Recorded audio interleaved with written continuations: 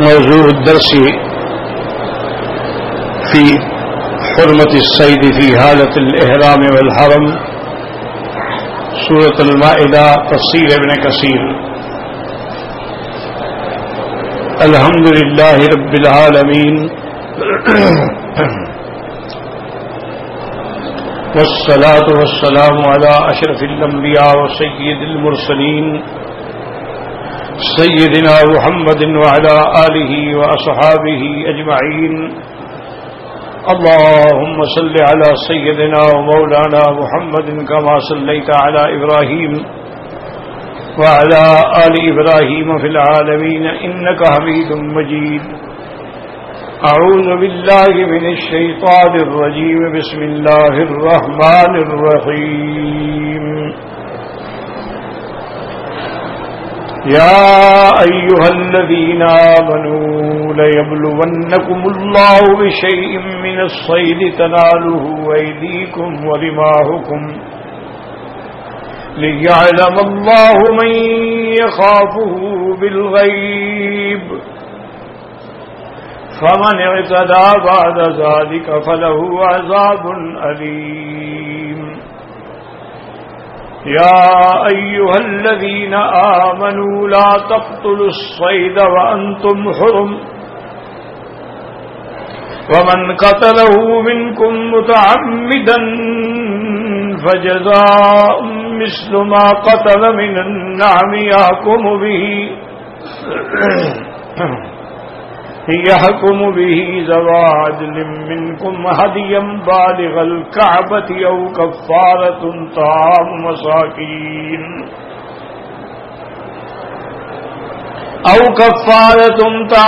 مساكين أو عدل ذلك صياما ليذوق وبال أمره عفى الله عما سلف ومن عاد فينتقم الله منه والله عزيز ذو انتقام. قال المؤلف والمفسر رحمه الله تعالى أدام النفع بعلومه وعلومكم في الدارين آمين إلى أن قال وقوله تعالى فجزاء مثل ما قتل من النعم قرأ بعضهم بالإضافة وقرأ آخرون بأطفها فجزاء مثل ما قتل من النعم. وحكى ابن جرير أن ابن مسعود قال فجزاؤه مثل ما قتل من النعم. وفي قوله فجزاء مثل ما قتل من النعم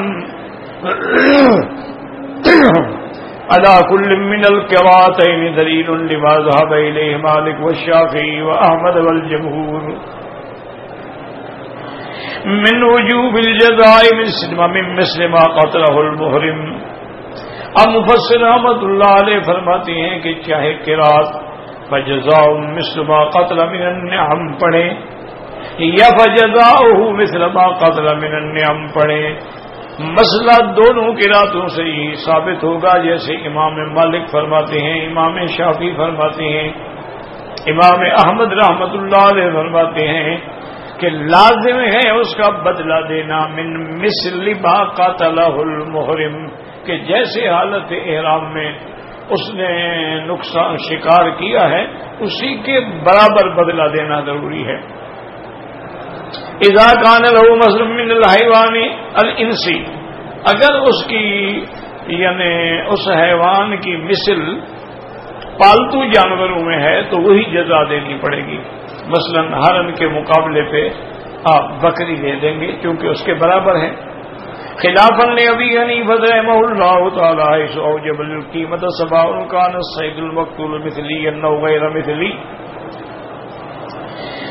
قال وهو مخير إن شاء تصدق بثمنه وإن شاء اشترى به هديا والذي حكم به الصحابة بالمثل أولى بالاتباع فإنهم حكموا في النعامة ببدنة وفی بقرۃ الوحش بقرہ وفی الغزال بأنز وذکر قضایا الصحابۃ وثانی ذکر قضایا الصحابۃ وثانیها مقرر فی کتاب الاحکام واما اذا لم يكن الصيد مثليا فقد حكم ابن عباس فيه بثمنه يحمل الى مکہ. اب مفسر رحمۃ اللہ علیہ فرماتے ہیں کہ امام شافعی اور امام مالک امام احمد رحمۃ اللہ علیہ فرماتے ہیں کہ جیسا اس نے شکار کیا ہے اسی کی مثل حیوان دیا جائے گا. امام ابو حنیفہ رحمۃ اللہ علیہ فرماتے ہیں اصل بات یہ ہے کہ اس چیز کی قیمت اس کے ذمے ہے. چاہے جو شکار کیا ہے اس کی مثل مل سکتی ہے یا نہیں مل سکتی، اس کی قیمت لگا دی جائے. اور اس کو یہ بھی اختیار ہے کہ وہ اس قیمت کا صدقہ کر دے یا اس قیمت کے بدلے میں جانور لے لے، یعنی یہ اس کی مرضی ہے. اب مفسر رحمۃ اللہ علیہ فرماتے ہیں کہ صحابہ رضوان اللہ علیہم نے اس پہ فیصلہ کیا کہ اس کے برابر کا جانور دے. اسی لیے انہوں نے کہا کہ اگر کسی نے نعامہ یعنی شتر مرغ شکار کیا ہے تو اس کے بدلے میں بڑا جانور دینا ہوگا، یعنی اونٹ دے یا گائے دے. اگر بقرۃ الوحش اس نے کیا ہے، یعنی اس نے جسے گائے نیل گائے کہتے ہیں اس کا شکار کیا ہے، اس کے بدلے میں گائے دینی پڑے گی. اسی طرح اگر اس نے ہرن شکار کیا ہے تو اس کے بدلے میں دمبا انزا دینا پڑے گا. اور اسی طرح صحابہ کے فیصلے ان کے اسانید کتاب احکام میں مقرر ہے. اب مفسر فرماتے ہیں کہ اچھا اگر شکار ایسا ہے کہ جس کی مثل کوئی نہیں ملتی جانوروں میں تو اب کیا کریں گے؟ کہتے ہیں اب حکم وہی ہے کہ اس کے پیسے لگائے جائیں گے، اور وہ پیسے جو ہیں وہ بھی مکے میں جا کے خیرات کرنی ہوگی. تو بہرحال بات یہی ہے. یہ اصل میں ہمیشہ ایک بات یاد رکھا کریں،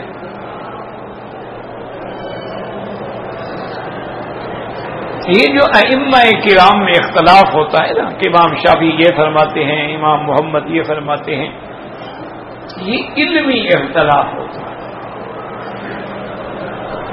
اس میں نہ بغض ہوتا ہے، نہ اناد ہوتا ہے، نہ ضد ہوتی ہے. مثلا امام شافعی رحمت اللہ علیہ فرماتے ہیں کہ عمرہ کرنے والا یا حج کرنے والا ان کے نزدیک بھی افضل یہی ہے کہ سر پہ اسرا پھروائے. لیکن اگر وہ فرماتے ہیں کہ اس نے اسرا نہیں پھروایا بلکہ تھوڑے سے بال ادھر سے کاٹ لیے یا ادھر سے کاٹ لیے تو ٹھیک ہے، احرام سے نکل جائے گا، اس پہ دم نہیں پڑے گی. وجہ کیا ہے؟ وہ کہتے ہیں قرآن میں دو لفظ ہیں، محلقین رؤوسکم او مقصرین، سر مڈانا یا کتروانا. تو جس نے تو تھوڑے بال بھی کٹوائے ہیں تو کتروانے والوں میں تو شامل ہو گیا ہے نا وہ، لہذا مقصرین میں تو آ گیا ہے وہ. تو اس لیے اس پہ کوئی دم نہیں پڑے گی. لیکن امام ابو حنیفہ رحمۃ اللہ علیہ فرماتے ہوتے بالکل نہیں. پہلی بات تو یہ ہے کہ سر مڈائے، اگر سر نہیں مڈاتا ہے تو بال اتنے کٹوائے کہ 1/4 حصہ سارے سر کے بال کٹ جائے. کیا مانا؟ اتنے لمبے بال ہیں، اب یہ چوتھا حصہ سارے سر کا کاٹے. یہ 2 ٹک ادھر سے اور 2 بال ادھر سے اور 2 ادھر سے کاٹنے سے وہ احرام سے بھی نہیں نکلے گا، دم بھی پڑ جائے گا. اب امام شافعی کی دلیل تو میں نے عرض کر دی نا کہ لفظ مقصرین سے وہ دلیل پکڑتے ہیں کہ یہ مقصرین میں تو ہے نا کہ اس نے کٹایا ہے بال.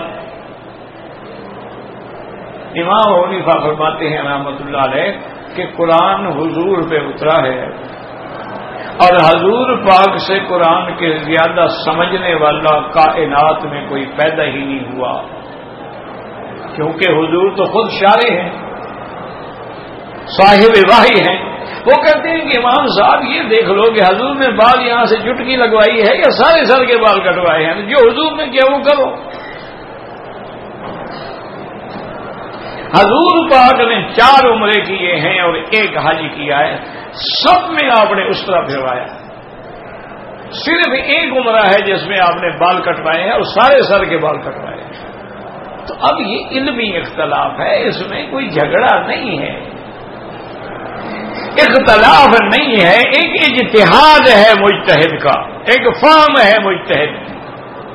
تو اس لیے کبھی بھی کسی بھی امام پر اعتراض بالکل نہ کیا کریں، کیونکہ جو آدمی ائمہ پر تنقیس کرتا ہے، توہین کرتا ہے، ان کے بارے میں نعوذ باللہ ان کی شان سے گری ہوئی باتیں کرتا ہے، اللہ کی پکڑ آ جاتی ہے اس پہ، کیونکہ اللہ فرماتے ہیں من عادی ولیا فقد آذنتہ بالحرب، جو میرے اولیاء میرے دوستوں کے ساتھ چھیڑے وہ میرے ساتھ جنگ کرے۔ تو ان سے بڑا ولی اللہ کون ہوگا؟ حضرت مولانا نذیر حسین دہلوی رحمت اللہ علیہ علماء اہل حدیث کے بڑے چوٹی کے علماء میں تھے، یہ بڑے لوگ تھے، مولانا ثناء اللہ امر سسری، مولانا نذیر حسین دہلوی اور نواب صدیق حسن خان، یہ اہل حدیث علماء کے بڑے چوٹی کے علماء تھے، مولانا محمد حسین بٹالوی، یہ بڑے لوگ تھے۔ تو مولانا نذیر حسین دہلوی رحمت اللہ علیہ کی مسجد میں ایک نوجوان نماز پڑھتا تھا اور وہ نیا نیا اہل حدیث بنا تھا، وہ جب بھی تو طلباء میں بیٹھتا تو امام ابو حنیفہ رحمت اللہ علیہ کی شان میں گستاخی کرتا۔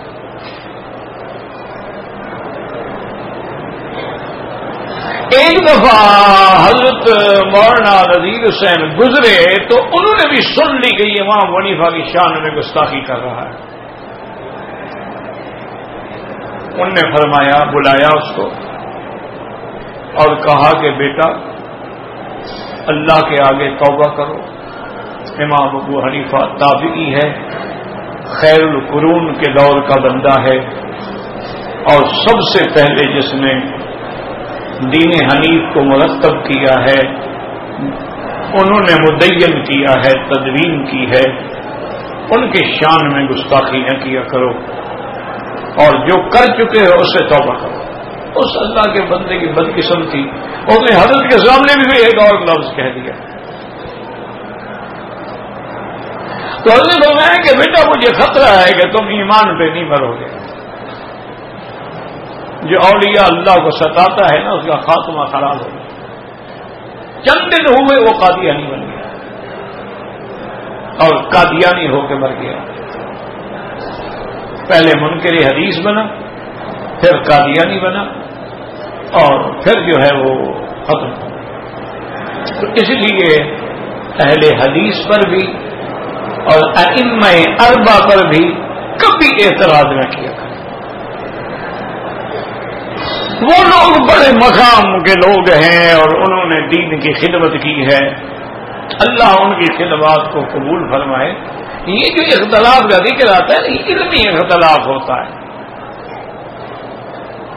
اور ایک بات یہ بھی یاد رکھیں کہ اب مثلا امام شافعی رحمت اللہ علیہ بہت بڑا آدمی ہے، جلیل القدر انسان ہے، لیکن امام ابو حنیفہ رحمت اللہ علیہ کے شاگردوں کا شاگرد ہے۔ امام شافعی رحمت اللہ نے ساری کتابیں محمد بن حسن شیبانی سے پڑھی ہے، اور محمد بن حسن شیبانی امام حنیفہ کا شاگرد ہے۔ امام احمد بن حنبل رحمت اللہ علیہ بڑا عظیم الشان امام ہے، مجاہد ہے، اللہ کے دین پر ابتلاءات میں مبتلا ہونے والا ہے، لیکن امام ابو حنیفہ کے شاگردوں کا شاگرد ہے۔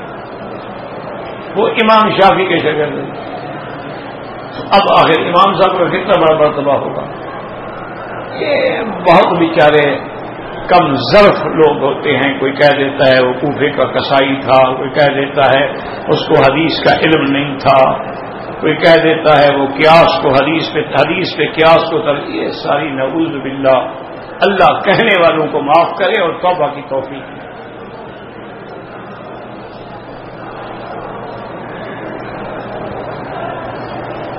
کبھی کسی کی شان میں کوتاہی نہ کیا.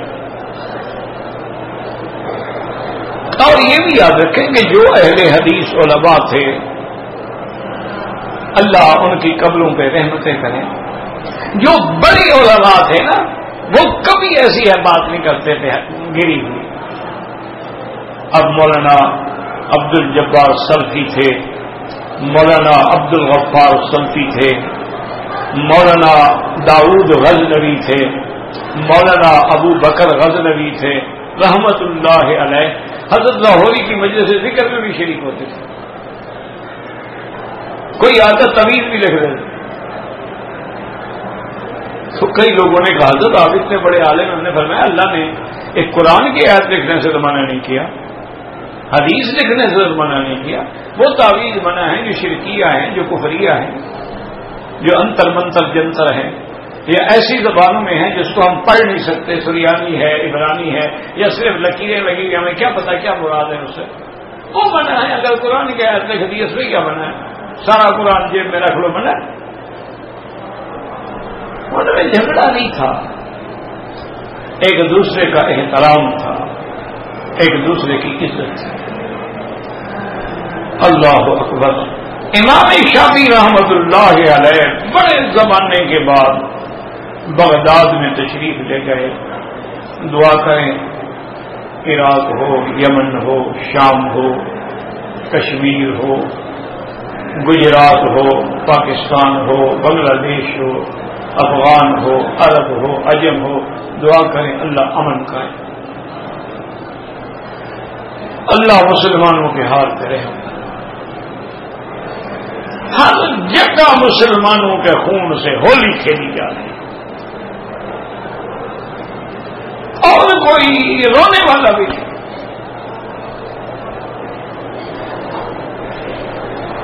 امتحان ہے، اللہ کی مرضی ہے. تو اس دور میں وہ بغداد تشریف لے گئے. تو بغداد جو ہے نا یہ بہت بڑا مرکز علم رہا ہے. جیسے اسپانیہ ہے، غرناطہ ہے، بغداد ہے، یہ بڑے علمی مراکز ہیں. یہاں پر یعنی کوفے میں تقریباً 2000 صحابہ تشریف لائے ہیں. امام شافعی رحمت اللہ علیہ کی عادت مبارک تھی کہ وہ امام نہیں بنتے تھے نماز میں. کسی شاگرد کو آگے کھڑا کر دیا، کوئی مہمان عالم آیا اس کو آگے کھڑا کر دیا، خود نہیں پڑھا تھا. بہت دفعہ دوستوں نے، شاگردوں نے کہا بھائی مجھے ڈر لگتا ہے، امام پر سارے مقتدیوں کا بوجھ ہوتا ہے، تو میں اتنا بوجھ کیوں اٹھاؤں؟ کیا ضرورت ہے امام بننے کی؟ غلطی وہ کریں بوجھ میرے سر پہ. تو بہرحال بغداد آئے تو اتفاق کی بات یہ ہے کہ مغرب کی نماز کا وقت تھا. مؤذن اذان ابھی کہہ رہا تھا کہ امام صاحب مصلی پہ آ کے کھڑے ہو گئے. ان کے شاگرد حیران ہو گئے کہ امام صاحب تو کبھی نماز پڑھاتے نہیں، آج تو پہلے مصلی پہ گئے ہوئے. بہرحال امام صاحب نے نماز پڑھائی اور نماز میں رفع یدین بھی نہیں کی. حالانکہ ان کے مسلک میں تو رفع یدین ضروری ہے. جب سلام پھیرا لوگ چلے گئے تو شاگردوں نے پوچھا حضرت آپ تو بڑی مہربانی کی ہمیں نماز. فرمان لگے بھائی میں نے مہربانی نہیں کی.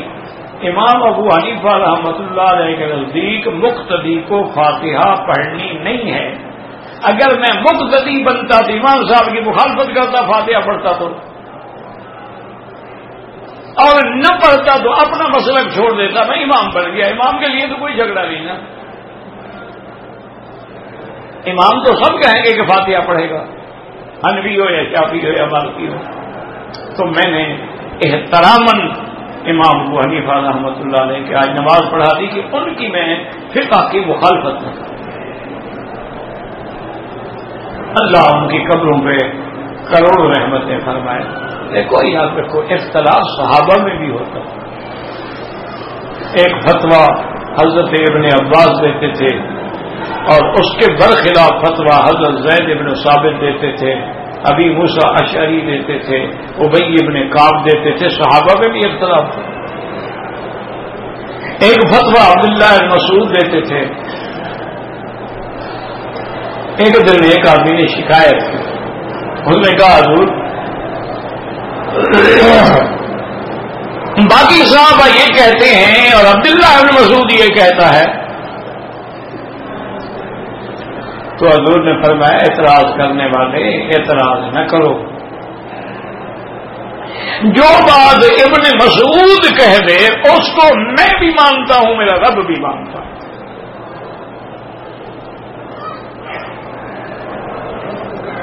رضی اللہ عنہ۔ اختلاف پیغمبروں میں بھی ہوتے ہیں۔ حضرت داؤد علیہ السلام نے ایک فیصلہ کیا، ان کے سامنے کیس پیش ہوا، دو عورتیں لڑتی ہوئی آ گئیں، وہ کہے میرا بیٹا ہے، دودھ پینے والا بیٹا تھا، وہ کہے میرا ہے، اصل میں دونوں سفر میں تھے، ایک عورت کا بیٹا جو تھا نا وہ جنگل کا جانور اٹھا کے بھاگ گیا، اب دوسری عورت جو تھی وہ اٹھی کہ میرا بیٹا ہے، دوسرے کے بیٹا اٹھا لیا، میرا بیٹا ہوگا تیرا بیٹا اٹھا گیا ہوگا، یہ تو میرا بیٹا ہے۔ اس میں لڑائی ہوئی اور حضرت داؤد علیہ السلام پیغمبر ہیں، نبی ہے اللہ کا، شان والا نبی ہے، وَلَقَدْ آتَيْنَا دَاوُودَ مِنَّا فَضْلًا اعْمَلُوا آلَ دَاوُودَ شُكْرًا نِعْمَ الْعَبْدُ إِنَّهُ أَوَّابٌ یا داؤد انا جعلناک خلیفۃ فی الارض، اتنے شان والا پیغمبر ہے۔ ان کے بعد جب آیا، اچھا خدا کی شان ہے، وہ جھوٹی عورت جو تھی نا وہ تھی بڑی مکار، وہ جناب اس نے ایسا ڈرامہ کیا اور ایسا روئے اور پیٹے اور چیخے اور بچے کو چمٹائے اور بچے کو چومنے لگ جائے۔ حضرت داؤد علیہ السلام نے اس کے حق میں فیصلہ کر دیا کہ یہی سچی ماں ہے، اور وہ جو سچی ماں تھی بیچاری وہ بول نہیں سکتی تھی، خاموش کھڑی رہی، روتی رہی۔ یہ دونوں جب باہر نکلے تو حضرت سلیمان علیہ السلام ابھی نوجوان تھے، ابھی ان کو نبوت بھی نہیں ملی تھی۔ انہوں نے دیکھا کہ ایک عورت بڑی خوش جا رہی ہے، رو رہی ہے، لوگ دیکھ رہے ہیں، ان کو بلاؤ۔ ان کو بولا کیا بات ہے؟ تو جو بیچاری سچی تھی اس نے کہا حضرت اس طرح ہم سفر میں تھے تو اس کا بیٹا جو ہے جنگل کا جانور اٹھا کے لے گیا، اس نے میرا بیٹا اٹھا دیا، اور آپ کے ابا جان حضرت داؤد علیہ السلام نے مقدمہ سننے کے بعد اس کے حق میں فیصلہ کر دیا، میں کیا کروں؟ ہم کو میں ٹھہرو میں فیصلہ کرتا ہوں۔ آپ نے حکم دیا کہ جلاد کو بلاؤ اور اس کو کہو، اس زمانے میں یہ ہوتا تھا کہ جلاد بلاتے تھے اور نیچے چمڑا بچھا دیتے تھے، اسی پہ قتل کیا جاتا تھا آدمی کو تاکہ خون زمین پہ نہ بہے۔ بتایا کہ جلاد سے کہو تلوار بھی لے کے آئے اور چمڑا بھی لے کے آئے، تو جلاد آ گیا۔ آپ نے بتایا کہ دیکھو یہ بچہ ہے، اس کو بٹھاؤ اس چمڑے پہ اور اس کو اچھی طرح نشان لگاؤ، بالکل اس کو ٹھیک 2 ٹکڑے کرنا ہے، نہ زیادہ نہ کم، آدھا ٹکڑا اس کو دے دو آدھا اس کو دے دو۔ وہ جو سچی ماں تھی نا، حقیقی ماں، انہوں نے لگی اور نے کہا حضرت اسی کا بیٹا ہے، میرا بیٹا ہی نہیں۔ اس نے کہا قتل ہو گیا، پھر مجھے کہاں بیٹا ملے گا؟ چلو اس طرح زندہ تو رہے گا، کسی اور کے گھر میں رہے گا۔ حضرت سلیمان نے فرمایا کہ نہیں وہ بیٹا تیرا ہے، بیٹا لے جاؤ اپنا۔ وہ قتل ہونے پہ خوش کھڑی ہے کیونکہ اس کا بیٹا نہیں ہے۔ وہ کہتی ہے چلو میرا بیٹا گیا تو اس کا بیٹا بھی مارا جائے، اور تم حقیقی ماں ہو اس لیے بیٹے کا قتل برداشت نہیں کر سکتے۔ تو اب جو سلیمان نے فیصلہ کیا وہ زیادہ صحیح تھا۔ اللہ فرماتے ہیں وَفَهَمْنَا سُلَيْمَانَ وَآتَيْنَاهُ حُكْمًا وَعِلْمًا، ہم نے سلیمان کو فہم دی۔ تو اس لیے یاد رکھیں اختلاف پیغمبروں میں بھی ہو جاتا ہے، اختلاف موسیٰ علیہ السلام اور ہارون علیہ السلام میں بھی ہو گیا، حتیٰ کہ موسیٰ علیہ السلام نے غصے میں آ کے بھائی کی داڑھی پکڑ لی مارنے کے لیے۔ ہارون علیہ السلام رو پڑے گا لا تأخذ بلحیتی ولا براسی انی خفت ان تقول فرقت بین بنی اسرائیل۔ ہم نے کہا بھائی جان میری داڑھی نہ پکڑو، میری بات تو سنو۔ تو اس لیے ہمیشہ یاد رکھیں کہ اگر کبھی کسی مسئلے میں آپ کو اختلاف نظر آئے، یا تو آپ اتنے بڑا مقام ہے، آپ مجتہد ہیں کہ سارے ائمہ کی باتوں کو سمجھ سکتے ہیں اور تمام احادیث پر نظر ہے، ناسخ منسوخ پر نظر ہے، صحیح ضعیف پر نظر ہے، مرسل معضل منقطع پہ نظر ہے، پھر تو تم اپنے علم سے فیصلہ کر لو، ورنہ جو فقہ جس ملک میں رائج ہے اسی پہ عمل کرو، بس جھگڑے میں نہ پڑو۔ تو اس لیے ہمیشہ یاد رکھیں۔ اب دیکھیں سمجھیں کہ باقی ائمہ کیا فرماتے ہیں کہ اس جانور جو شکار کیا ہے اس کی مثل جانور دو، کیونکہ قرآن کہتے ہیں فَجَزَاءٌ مِثْلُ مَا قَتَلَ مِنَ النِّعَمِ، بدلہ یہ ہے کہ اس کے برابر کا جانور دو۔ اب قرآن کی ظاہری آیت یہی ہے، امام صاحب فرماتے ہیں اس کی قیمت کرو، بدلہ دینا ہے۔ مثل جو ہے یہ ضروری تو نہیں ہوتا کہ ہر جز برابر ہو، کہ زید کل اسد، زید ایسے ہے جیسے شیر، تو کیا زید کی دم ہوتی ہے، پنجے ہوتے ہیں؟ مانا صرف شجاعت میں تشبیہ ہے کہ جیسے شیر بہادر ہے زید بھی بہادر ہے، اب باقی یہ تھوڑا کہ اسی طرح جانور ہے، کیونکہ وہ یہ کہتے ہیں کہ مثلاً آپ نے ہرن کے بجائے دمبا دے دیا یا بکرا دے دیا، لیکن کبھی کبھی ہرن ایسا ہوتا ہے کہ اس کی قیمت سے تو 10 دمبے خرید لیں آپ، کیونکہ ہرن کی تو کئی قسمیں ہیں، سفید ہرن ہے، سرخ ہے، اور کالا ہرن ہے جس کے اندر سے کستوری نکلتی ہے، مشکل نافع جسے کہتے ہیں۔ تو اس لیے وہ فرماتے ہیں کہ پھر بھی تو صحیح فیصلہ نہیں ہو سکے گا نا کہ جانور برابر کا دیا ہم نے، یا کم تھا یا زیادہ تھا، تو قیمت کر لو، اور پھر اس قیمت سے چاہو تو جانور خرید لو۔ وہ یہ نہیں کہتے کہ جانور نہ دو، یا اس کی پیسے کی خیرات کر دو۔ اچھا، اب سارے امام جو کہتے ہیں نا کہ نہیں اس کے جانور کی لازم مثل جانور دو، وہ بھی کہتے ہیں کہ ہاں یہ بات تو ان حیوانات میں تو ہے جو مثلی ہیں، لیکن جو حیوان مثلی نہ ہوں وہاں کیا کریں؟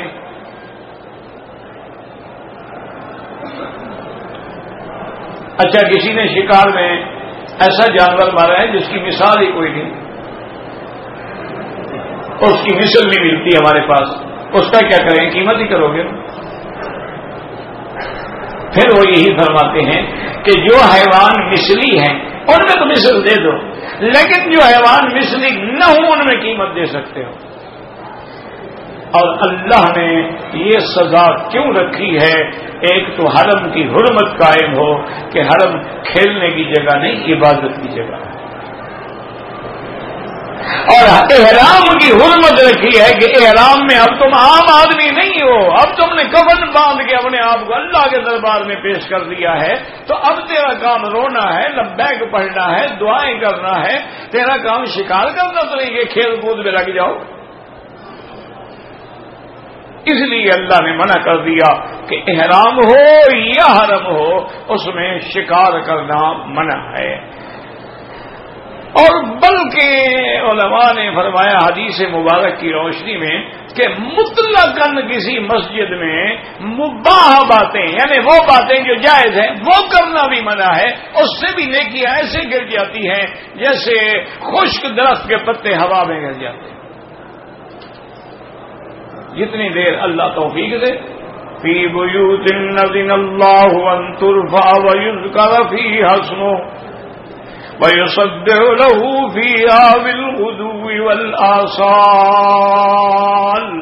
اللہ نے فرمایا یہ اللہ کے گھر ہیں، اس میں اللہ کا ذکر کرو، اللہ کی تسبیح کرو، اللہ کی تحمید کرو، اللہ کی تقدیس کرو صبح و شام۔ یہ قصے کہانیاں کرنے کی جگہ نہیں، باتیں کرنے کی جگہ نہیں، یہ ایک دوسرے کے ساتھ حال حوال کرنے کی جگہ نہیں ہے، یہ مقام ہے عزت کے، عظمت کے، حرمت کے۔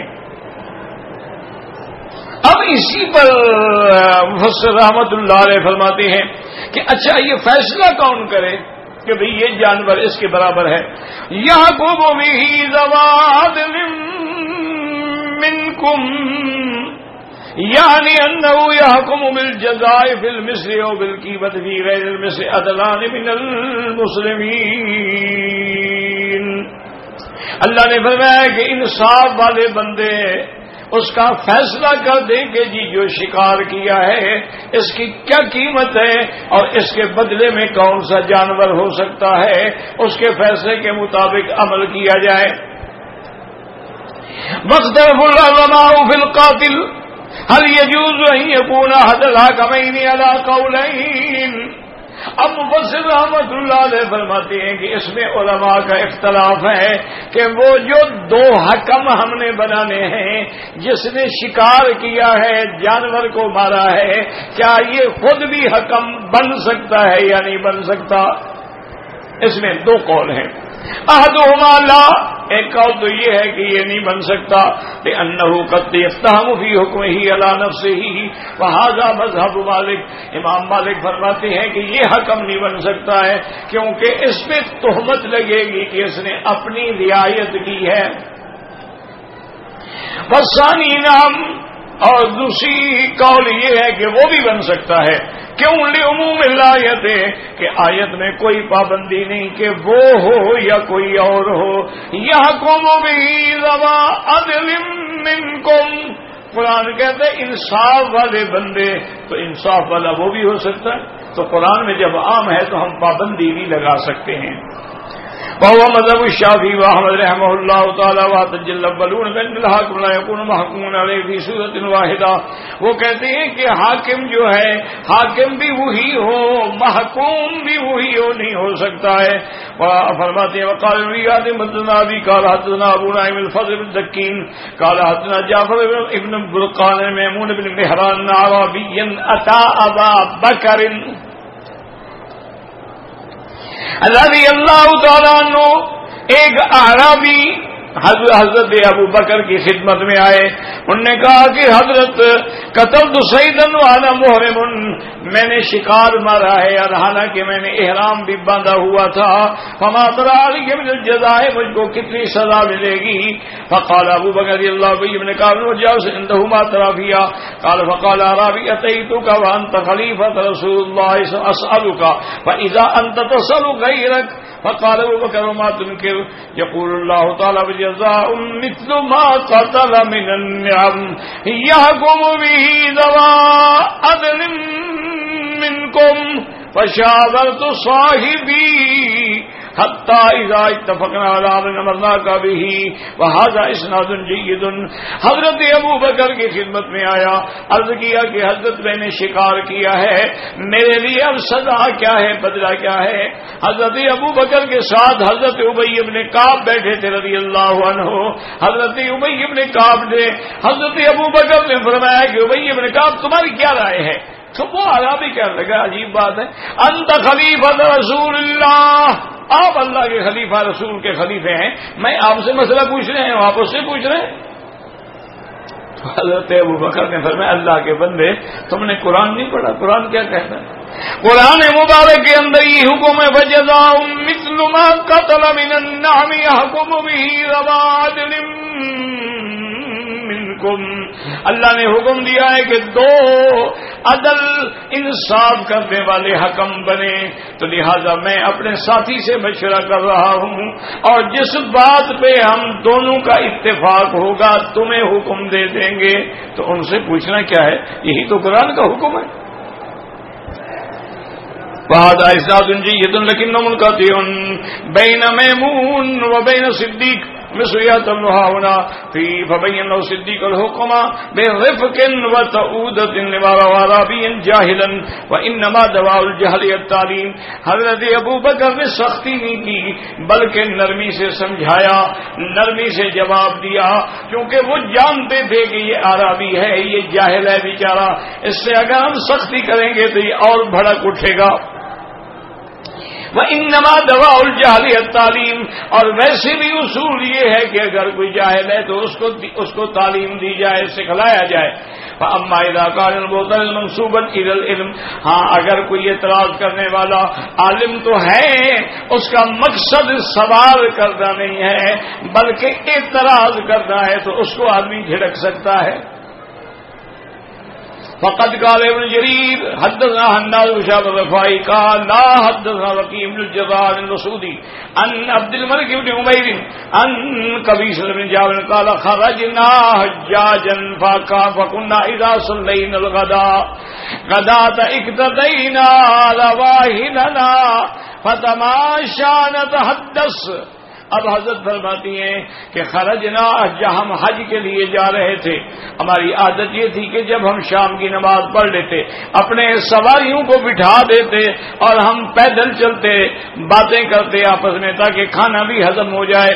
قال بینما نحن غداۃ اذ صنع لنا ظبی او برہ والماء قال ما لا بحجر فاخذ حشاه فراكب وضعه میتا۔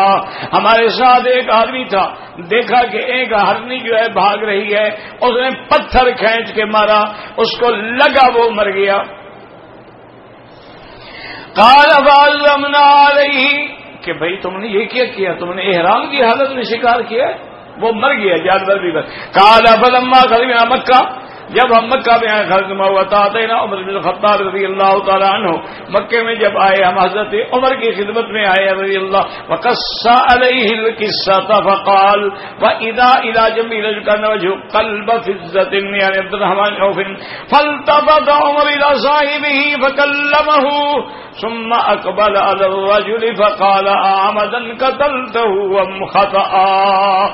جب ہم حضرت عبداللہ حضرت عمر کی خدمت میں آئے مسئلہ پوچھنے کے لیے، آپ کے ایک طرف میں ایک ایسا آدمی بیٹھا تھا کہ اس کا چہرہ جو ہے چاندی کی طرح چمک رہا تھا، سفید تھا، وہ حضرت عبد الرحمن بن عوف تھے۔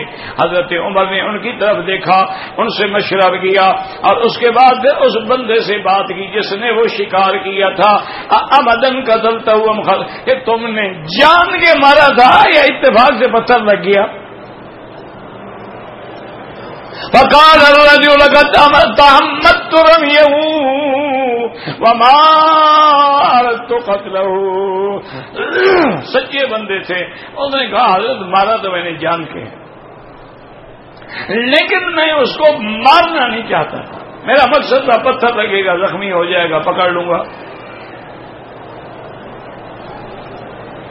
فقال لقد اشركت بين العمد والخطأ، انہوں نے فرمایا اچھا اس کا مطلب یہ ہے کہ پتھر تو تم نے جان کے مارا لیکن وہ مر گیا، وہ خطا مر گیا، کیونکہ تمہارا ارادہ جو ہے وہ اس کو قتل کرنے کا نہیں تھا۔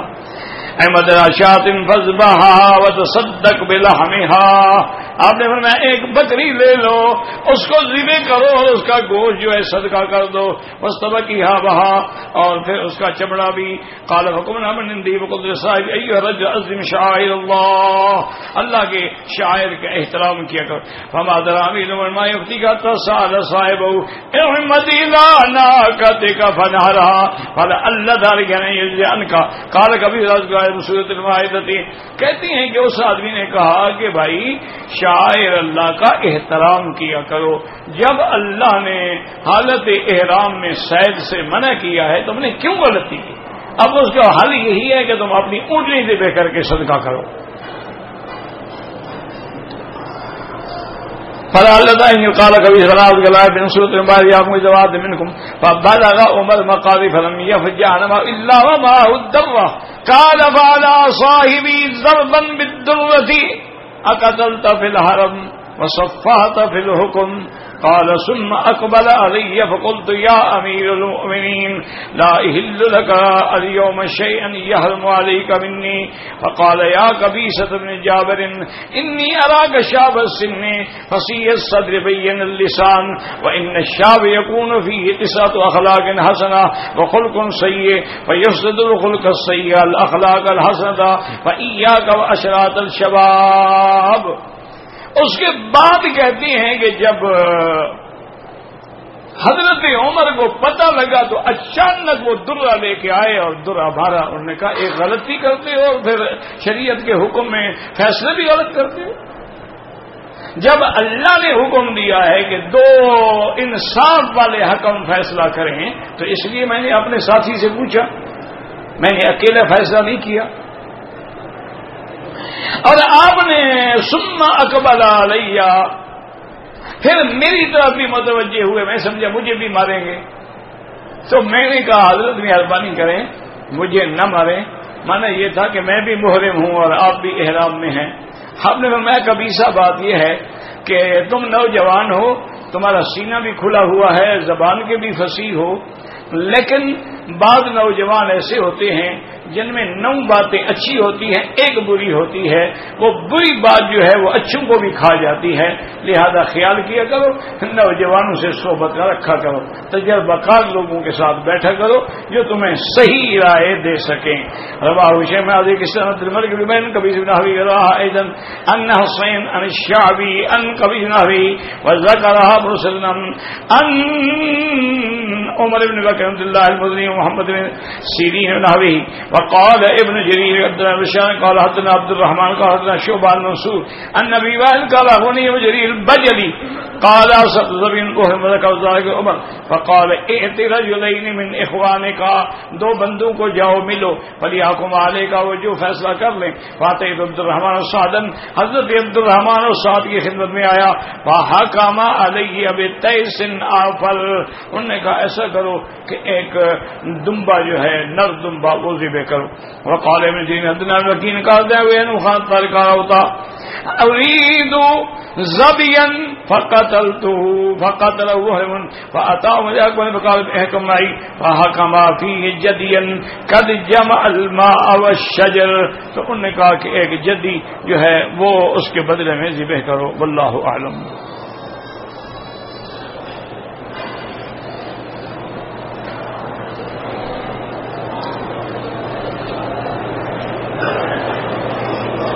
میرا بھائی گزارش یہ ہے کہ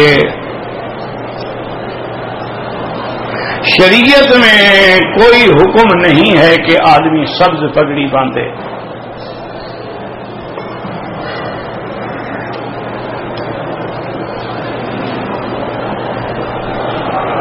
ویسے مسئلہ سمجھیں کہ کوئی پگڑی بھی باندھو منع نہیں ہے،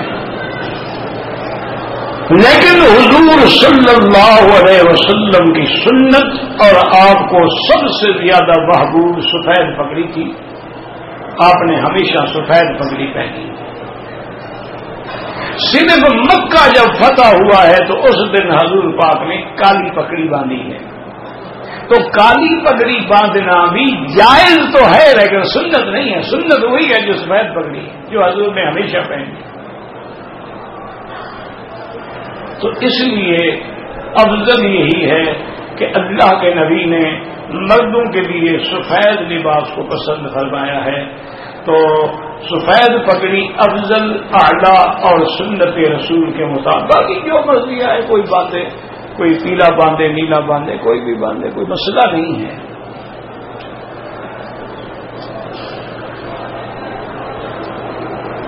زمزم کا پانی اپنے وطن لے جا سکتے ہیں، بالکل لے جا سکتے ہیں۔ حضور صلی اللہ علیہ وسلم کے لیے مکہ مکرمہ سے باقاعدہ زمزم مدینے بھیجا جاتا تھا۔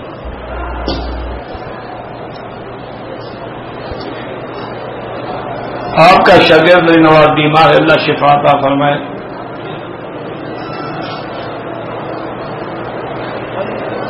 کوئی شخص کسی رافضی کا جنازہ پڑھے تو گناہ گار ہے، باقی تو کوئی مسئلہ نہیں ہے۔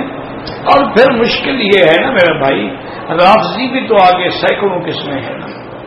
اگر واقعی وہ صحابہ کو تبرہ کرتا تھا اور سیدہ عائشہ پہ تہمت لگا، وہ تو کافر ہے، اس کا جنازہ پڑھنا ناجائز ہے۔ اگر عام جاہل شیعہ ہے، اس کو پتہ نہیں ہوتا اپنے مذہب کا، لیکن بہتر یہی ہے کہ نہ پڑھا جائے۔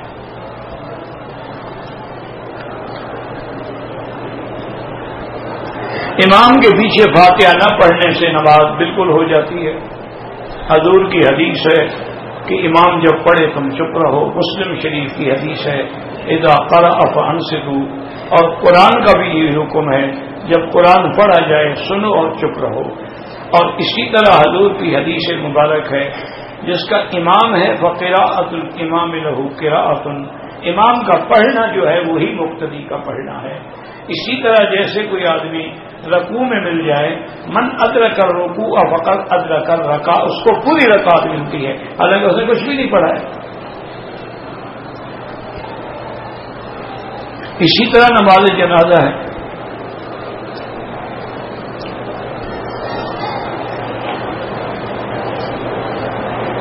اس کا کہتے ہیں جی کہ تقلید جو ہے وہ جائز ہے، تقلید کے بغیر تو کوئی گاڑی چل ہی نہیں سکتی۔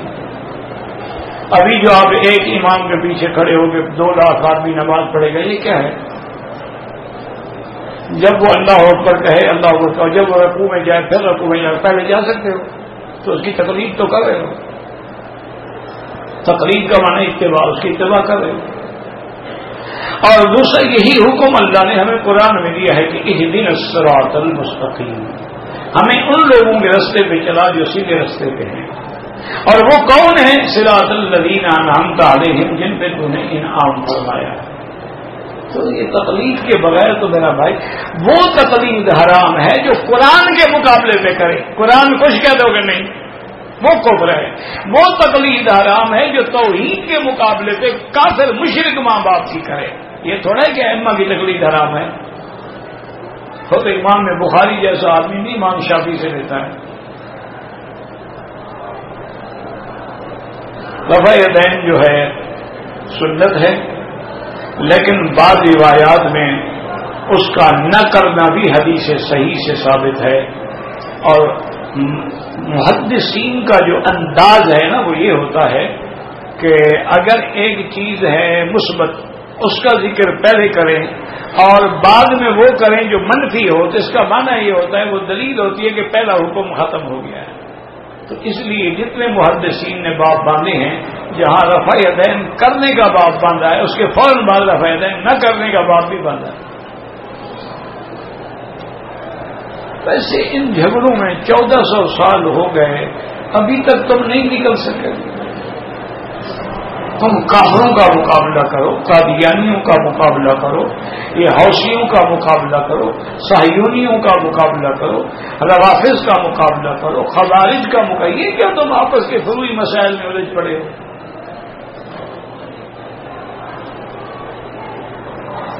مسجد عائشہ سے عمرہ باندھنے کا کون سا ثبوت ہے؟ مسجد عائشہ کیوں کہہ رہے ہو؟ یہی ثبوت تو ہے کہ بی بی عائشہ نے وہاں سے کیا ہے، اور کیا ثبوت پوچھتے ہو؟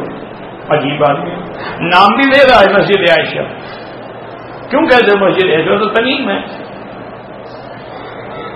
تو یہاں سے مسجد عائشہ ہے تو مانا کہ بی بی عائشہ نے باندھا ہے، اور یہ ملک اسلامی حکومت ہے، یہاں علماء توحید کا غلبہ ہے، حنابلہ کی فقہ ہے. اگر یہ چیز غلط ہوتی تو مسجد توڑ دیتے، میقات میں مسجد بناتے.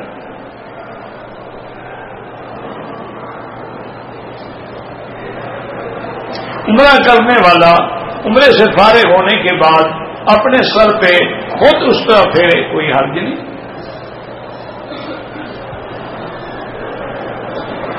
بار بار عمرہ کریں گے، ہر دفعہ سر اٹھانا پڑے گا، چاہے 100 عمرہ کریں.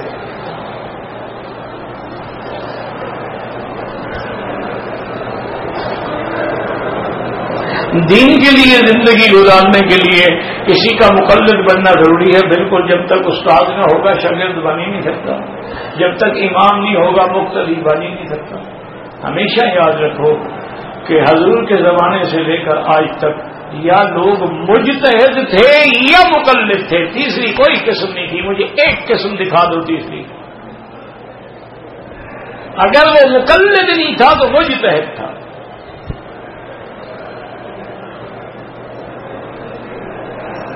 مسلک اور فرقے تو وہ ہوتے ہیں یہ اختلاف کریں، یعنی دین سے ہٹ کے فرقہ بنایا جائے. مسلک تو ہوتا ہے کہ مذہب کے راستے پہ چلنا. ولا تفرقوا، فرقہ بندی نہ کرو.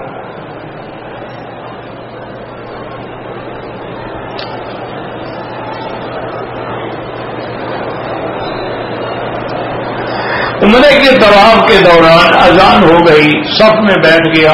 ہاں، اب کندھا ڈھکنا ہو، کندھا تو صرف طواف میں کھلا رکھتا ہے. 7 چکروں میں اگر کوئی غیر محرم عورت کا موٹر سائیکل سے ایکسیڈنٹ ہو گیا، وہاں کوئی نہیں ہے، تو کیا اس کو کندھے پر اٹھا کر ہسپتال پہنچا سکتے ہیں؟ بالکل اٹھا سکتے ہیں. وہ مر جائے وہ اچھی بات ہے. اب اس وقت تم محرم غیر محرم کا سوال کرو گے. بالکل اٹھاؤ، پہنچاؤ، اس کی زندگی بن جائے. یہ غیر محرم عورتوں سے، غیر محرم ڈاکٹروں سے علاج نہیں کراتے ہو؟ کیوں؟ زندگی بچانی ہے، خوشی کی بات تھوڑی ہے.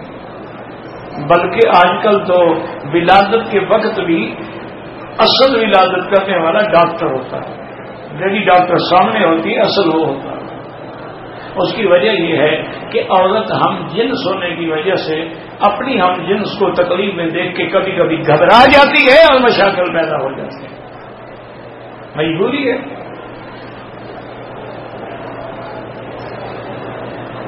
جو لوگ آئے عمرے پہ حج پہ اگر مزدوری کریں تجارت بھی کر سکتے ہیں. لا جناح علیکم ان تبتغوا فضلا من ربکم فإذا أفضتم من عرفات فاذكروا الله عند المشعر الحرام. لیکن قانون اجازت نہ دے تو بالکل نہ کرنا، ورنہ تمہیں حج کرنے سے پہلے انشاءاللہ گھر پہنچا دیں گے. اور جو 1-2 مہینے کماؤ گے نا انشاءاللہ آخر میں نکل جائے گا سارا. اگر عمرہ کرنے کے بعد جدے میں جا کے بال منڈائے، وہ پاکستان میں بھی جا کے منڈائے، لیکن دم پڑ جائے گی اور احرام نہیں کھول سکتا جب تک کہ حلق نہ کرائے. ایک آدمی نے پہلے صفا مروا دوڑا، پھر طواف کیا، پھر حلق کر دیا، دم پڑ گئی، عمرہ بھی نہ ہوا. صفا مروا بغیر طواف کے ہو ہی نہیں سکتی، اسے تو الٹا کام شروع کر دیا. اگر حضور کے گنبد خضرا کی زیارت ہو خواب میں، بڑی اچھی بات ہے، مبارک بات ہے، اللہ زیارت نصیب کرے. انڈیا میں رہتے ہوئے گورنمنٹ کو ووٹ دینا جائز ہے. اگر مسلمان کینڈیڈیٹ ہے تو اس کو دو، نہ ہو تو ووٹ دینا. جو ہمارے ملک میں جمہوریت ہے وہ کون سی اسلامی ہے؟ حکومت بھی کافر، جمہوریت بھی انگریزوں کی. اس میں کیا ہے؟ یہ جمہوریت اسلام نے بنائی ہے. یہ کون سی اسلامی جمہوریت ہو سکتی ہے کہ جہاں ایک کنجر کا اور ایک عالم کا ووٹ برابر ہو، جہاں ایک شریف زادی اور ایک کنجری کا ووٹ برابر ہو؟ یہ اسلام ہے؟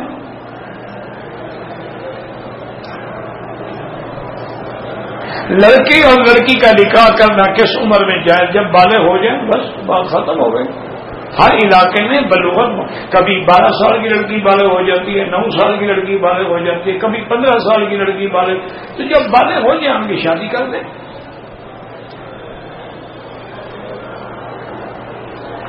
حیض کے 9ویں دن میری بیٹی حیض کی عادت تمہاری کتنا ہے؟ عادت ہے تمہاری 7 دن، اس کے بعد پاک ہو جاتی ہو، لیکن خون آ رہا ہے تو پھر 10 دن پورے تمہیں انتظار کرنا پڑے گا۔ 10 دن کے بعد بھی دھبے لگ رہے ہیں تو وہ بیماری ہے، وہ حیض نہیں ہے، پھر تم عمرہ طواف کر سکتی ہو۔ 12 اور اگر ہر مہینے 6 دن حیض ہے، اب 9ویں دن کوئی دھبا لگا تو گرمی کی وجہ سے وہ حیض نہیں ہے۔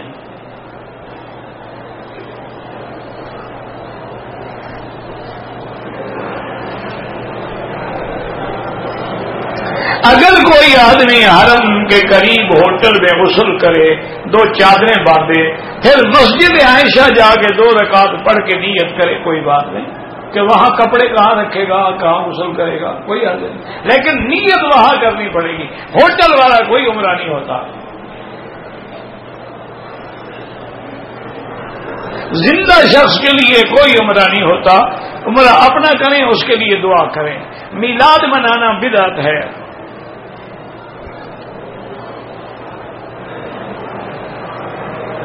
میں نے عمرہ کیا، طواف ختم کر لینے کے بعد جو استلام کیا جاتا ہے اشارہ، حجر اسود کو بھول گیا، کوئی بات نہیں۔ قبر پہ نام لکھنا ناجائز ہے۔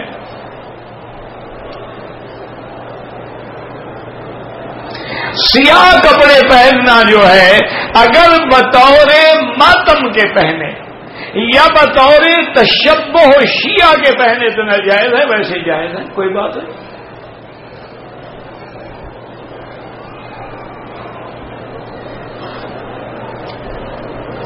عمرہ ادا کرتے ہوئے عورت کو چہرے کا پردہ بالکل کرنا ہوگا۔ آدمی نہ ہو تو چہرہ ننگا رکھے، آدمی آ جائیں تو آگے کپڑا کھینچ لے، گھونگھٹ کھینچ لے، باقی ٹوپیاں شوپیاں باندھنے کی کوئی ضرورت نہیں ہوتی۔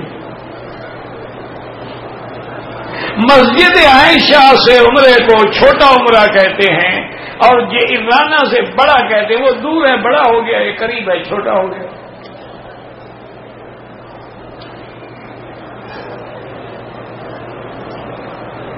کہتے ہیں جی کہ پاکستان میں کچھ علماء تقلید کو شرک کہتے، وہ تقلید جو قرآن کے خلاف ہو، وہ تقلید جو حدیث کے خلاف ہو، وہ تقلید جو ائمہ محدثین و مجتہدین کے ہم بھی شرک کہتے ہیں۔ یہ تھوڑا کہ وہ کہتے ہیں، ہم بھی شرک کہتے ہیں کہ قرآن کچھ کہتا ہے، وہ قرآن کے مقابلے پہ ماں باپ کی تقلید کریں، وہ تو شرک ہے۔ فروعی مسائل میں تقلید کرنے کو وہ بھی شرک نہیں کہتے، آپ کو غلط فہمی ہے۔ اگر آپ کو یقین ہو نا، ان سے کہو لکھ دو کہ امام ابو حنیفہ رحمۃ اللہ علیہ، امام شافعی، امام مالک، امام احمد بن حنبل کی تقلید کرنا شرک ہے، لکھوا کے لے آؤ، میں تیری بیعت کر کے تجھے پیر بھی مانوں گا۔ مجال ہے لکھنے، غلط بات کیسے لکھ دیں؟ علماء ہیں۔ ربنا تقبل منا انك انت السميع العليم وتب علينا انك انت التواب الرحيم اللهم فرج هم المهمومين، نفس كرب المكروبين، واقض الدين عن المدينين، واشفنا واشف مرضانا ومرضى المسلمين۔ یا اللہ بیماروں کو شفا عطا فرما، یا اللہ ہماری ظاہری باطنی روحانی جسمانی بیماریاں دور فرما، بے حیاؤں کو حیا عطا فرما، بے دینوں کو دین عطا فرما، بے اولادوں کو اولاد صالح عطا فرما، بے روزگاروں کو روزگار عطا فرما۔ یا اللہ جن کے گھروں میں بچیاں ہیں ان کو خیر کے، رحمت کے، مودت کے رشتے نصیب فرما۔ یا اللہ ہمیں مانگنا بھی نہیں آتا، بغیر مانگے عطا فرما۔ یا اللہ عالم اسلام کی حفاظت فرما، یا اللہ بلد الامین کی حفاظت فرما، یا اللہ پاکستان کی حفاظت فرما۔ یا اللہ ہر مسلمان جس ملک میں ہے اس کی جان، مال، عقل، عزت کی حفاظت فرما۔ یا اللہ دین کے کام کرنے والوں کی، دین کے ادارے، دین کی مساجد، دین کے مدارس سب کی حفاظت فرما۔ ربنا آتنا فی الدنیا حسنہ وفی الآخرۃ حسنہ عذاب النار۔ صلی اللہ تعالی علی خیر خلقہ سیدنا محمد وعلی آلہ وصحبہ اجمعین۔ اللہم صلی علی سیدنا محمد وبارک وسلم علیہ۔